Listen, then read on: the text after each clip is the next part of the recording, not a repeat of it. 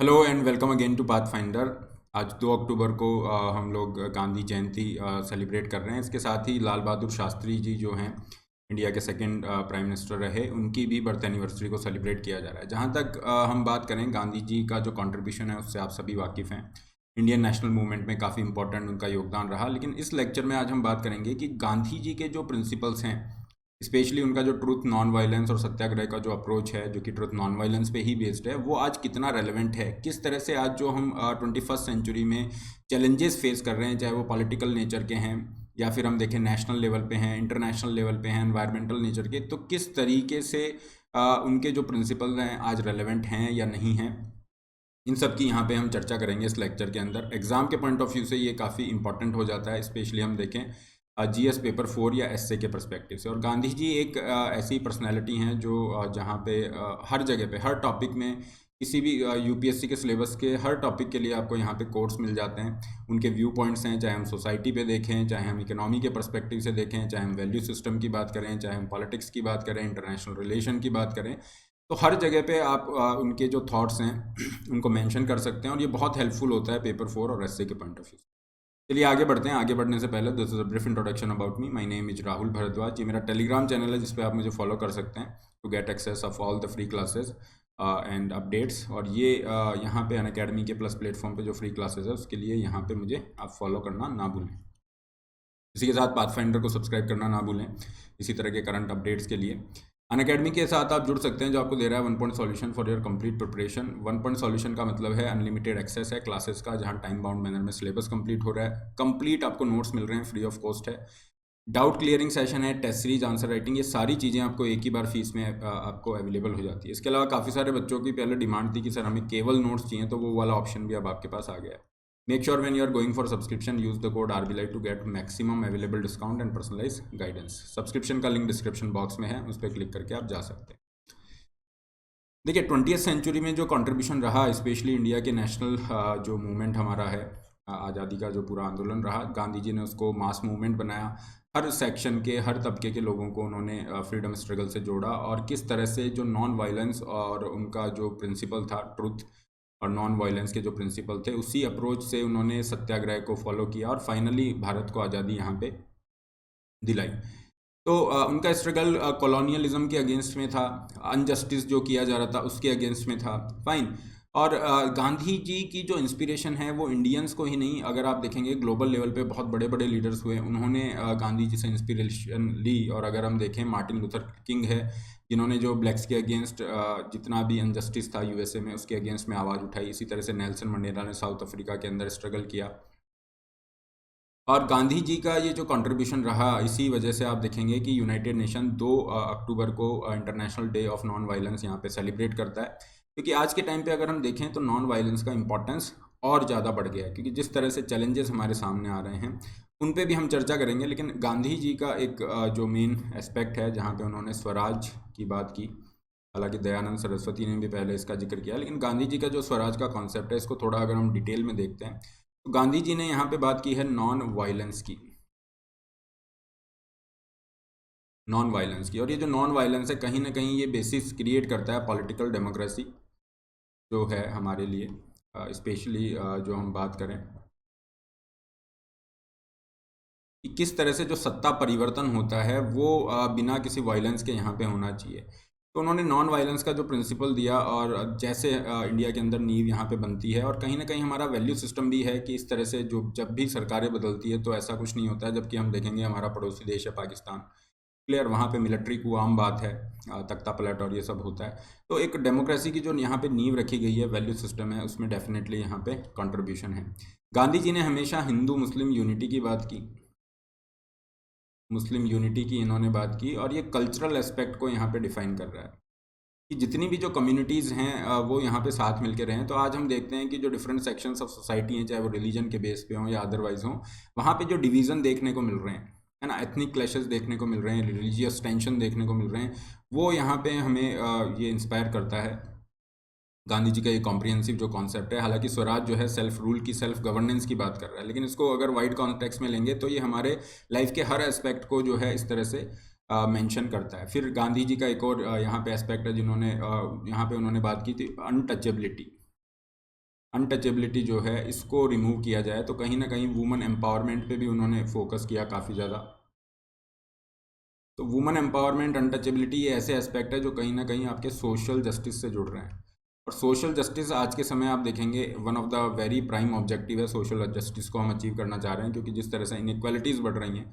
तो गांधी जी का जो ये पूरा वैल्यू सिस्टम या जो कॉन्सेप्ट है स्वराज का, जो कहता है कि हमारी जो डेस्टिनी है, हमारा जो फ्यूचर है, उस पर हमारा इस तरह से कंट्रोल होना चाहिए, सोशल जस्टिस की वो बात कर रहे हैं, तो काफ़ी ज़्यादा इसको रेलेवेंट बना देता है। अगर हम आज के टाइम पे रेलेवेंस की बात करें, स्पेशली इंडिया के कॉन्टेक्स्ट में, तो यहाँ पे सेल्फ रिलायंस की बात हो रही है, आत्मनिर्भरता की बात हो रही है। अभी आत्मनिर्भर भारत अभियान 2020 में लॉन्च भी किया गया।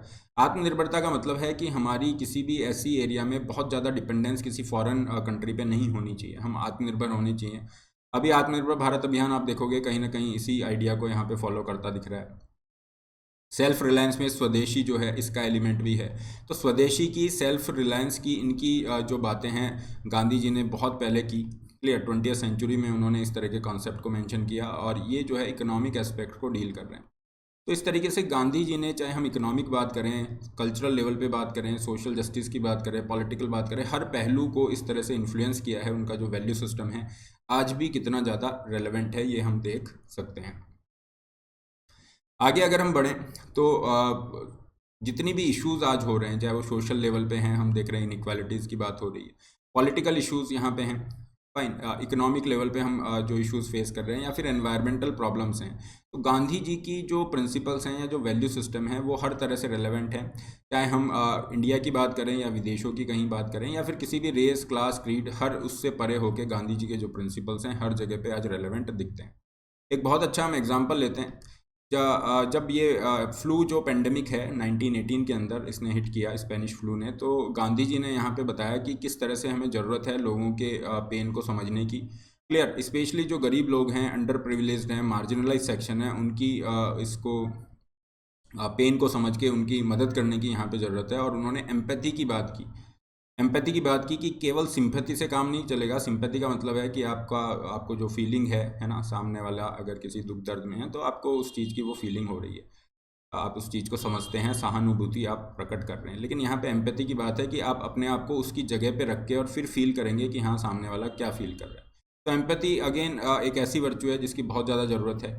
और आज के टाइम पे आप इसको लिंक करेंगे कि कोविड-19 जो पेंडेमिक थी, उस समय पे जिस तरह से सब लोग साथ आए और जो भी ज़रूरतमंद थे उनकी ज़रूरत की गई। तो ये जो गांधी जी के जो प्रिंसिपल्स हैं, अगेन ये आज बिल्कुल बहुत ज़्यादा रेलेवेंट हो जाते हैं। इनकी ज़रूरत और ज़्यादा महसूस होती है कंटेम्प्रेरी वर्ल्ड के अंदर, जिस तरह से कोविड-19 को हमने डील किया। वहीं अगर हम आगे चलें तो ट्रुथ जो है ये एक तरह से अल्टीमेट गोल के रूप में गांधी जी ने मेंशन किया। Non violence is a mean to achieve this goal. और सत्याग्रह की ये जो अप्रोच थी ये ट्रुथ नॉन वायलेंस पे ही आधारित थी। सत्याग्रह का मतलब है कि कोई भी इनजस्टिस आपके अगेंस्ट में हो रहा है, कोई भी अन्याय अगर हो रहा है, तो उसके अंदर आप क्या करेंगे, ट्रुथ और नॉन वायलेंस के बेस पे आप उसको अपोज करेंगे। फाइन। तो इस तरीके से ये जो प्रिंसिपल्स हैं आज हम इनका यूज़ करके जो समस्याएं हमारे सामने हैं, चाहे हम टेररिज्म की बात करें, चाहे जो देशों के बीच में जो क्लैशेस हो रहे हैं, जो वॉर लाइक सिचुएशन यहाँ पे बनी हुई है, उसकी हम बात कर सकते हैं।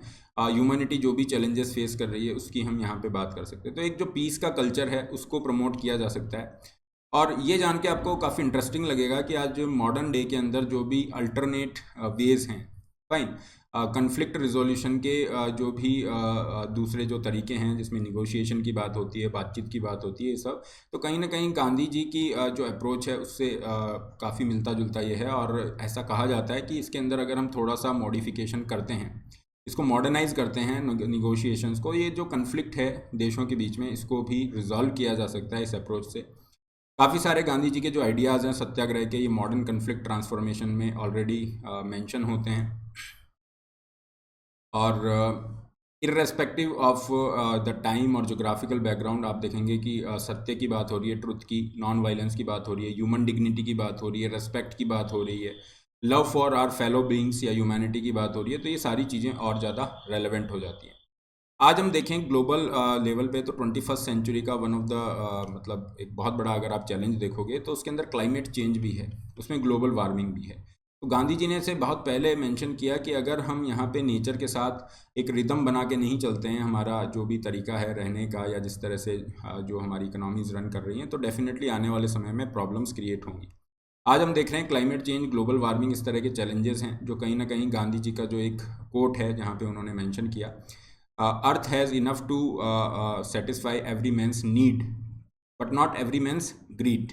तो नीड को तो सेटिस्फाई कर रहा है, लेकिन जिस तरह से हम आगे बढ़ रहे हैं, जिस तरह से जो लालच की भावना से एक्सप्लॉइटेशन किया जा रहा है नेचुरल रिसोर्सेज का, वो कहीं ना कहीं थ्रीट है। तो सस्टेनेबल डेवलपमेंट के लिए गांधी जी के जो प्रिंसिपल्स हैं, उनकी जो अप्रोच है नॉन एक्यूमुलेशन की, क्लियर नॉन वायलेंस की, इनको डेफिनेटली यूटिलाइज किया जा सकता है, सस्टेनेबल गोल्स को हम अचीव कर सकते हैं। और गांधी जी की जो लिगेसी है, simple living in conformity with the basic rhythm of the life, इसको अगर यूटिलाइज किया जाए तो हमारे कंजम्पशन जो पैटर्न है जो अनसस्टेनेबल हो गए हैं, उसको भी हम सस्टेनेबल बना सकते हैं। तो काफ़ी ज़्यादा हम एमिशन को रिड्यूस कर सकते हैं, और हमारी लाइफ स्टाइल अगर सस्टेनेबल होगी तो ये ग्लोबल वार्मिंग और इस तरह की समस्याओं से डील करने में बहुत ज़्यादा हेल्पफुल रहेगा। गांधी जी ने कहा कि कभी भी उन्होंने जो मैन मेड बैरियर्स हैं सोसाइटी के द्वारा क्रिएट किए गए, उनको नहीं माना, और हमेशा उन्होंने इक्वलिटी को प्रमोट किया। जो भी डाउन ट्रोडन्स हैं उनके अपलिफ्टमेंट के लिए काम किया, जिसकी ज़रूरत आज भी उतनी ही है।